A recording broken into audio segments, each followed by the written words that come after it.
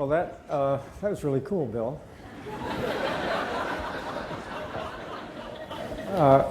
I want to thank Martin Dawes for making us do this. And thank all the other NAPCRAG presidents and congratulate you on having the good sense to not be up here.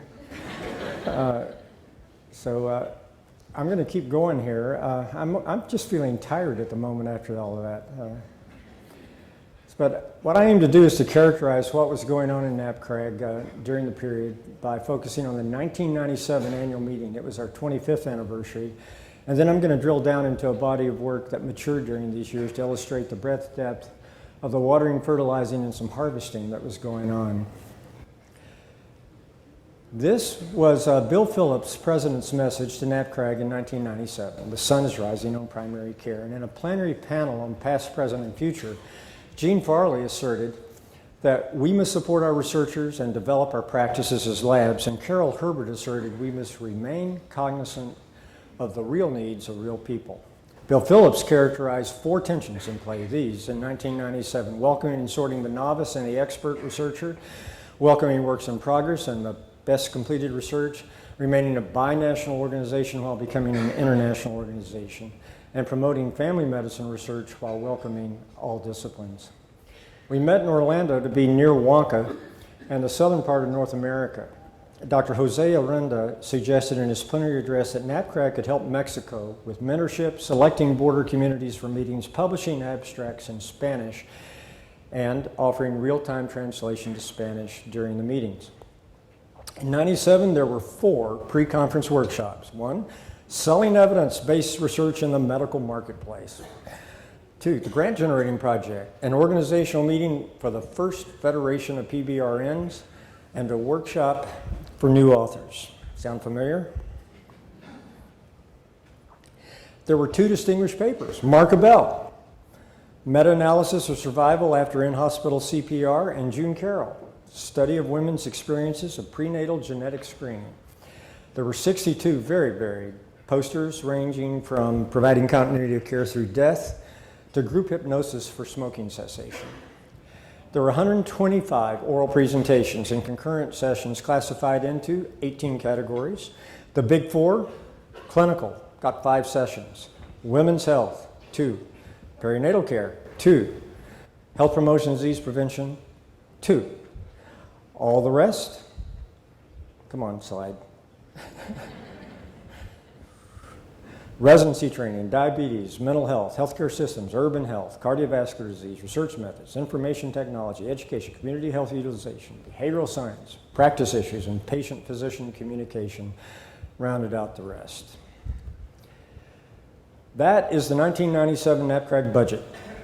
It shows a profit of $3,030.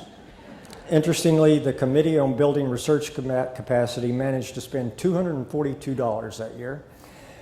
I was $242. There was no K, no M on that. And the Grant Generating Project spent about $3,000. Did a membership survey, confirmed overwhelming satisfaction in 1997 with NAPCRAG as a place to network and share ideas. Only half, however, thought NAPCRAG's goals and objectives were clear. And a whopping 32% reported having gone to the NAPCRAG website. NAPCRAG was heading north in '98, and the theme was researchers working together to shape the future of primary care. And the aspiration was to attract 300 or more primary care researchers and to share research ideas and activities for the future. That was a good meeting. I still have a coat I bought there because I got so cold. Let's illustrate now NAPCRAG's service as an incubator for ideas and a place for networking with colleagues by using this example of collaborative research that was emerging in the mid-90s. And the example I'm going to use is the International Primary Care Network study of acute otitis media.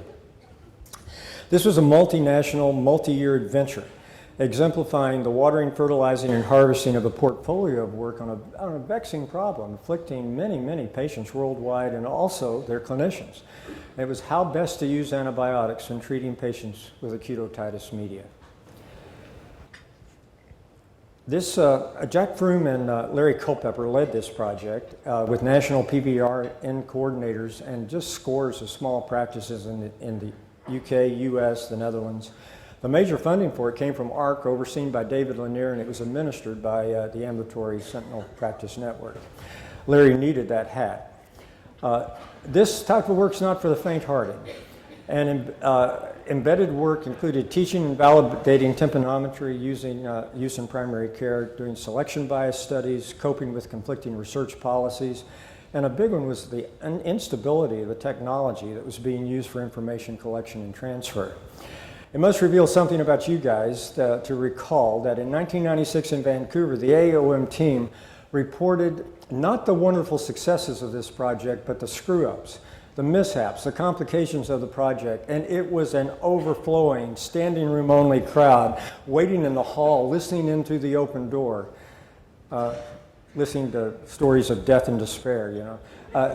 10 of the lessons shared were published in 2004, budgeting for fluctuations in currency exchange rates, reconciling different human subjects protection policies, coping with duties and tariffs on instruments, and I think most importantly, the resilience that's enabled by strong collegial relationships. Jack and Larry actually united in Rochester and consolidated their interest in otitis media in 1980. They both relocated, but they stuck together for decades, systematically building this knowledge and methods base and recruiting others to their work. And you know, folks, they often renewed their spirits and commitments right here. So indeed, this body of work propelled primary care worldwide to adopt a more parsimonious prescribing of antibiotics for acute otitis media.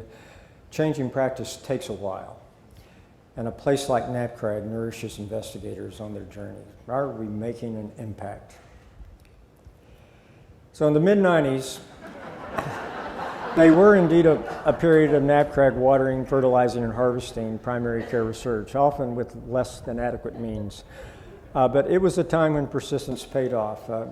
One of my friends points out, that helmet's not going to help that mouse. Thank you very much.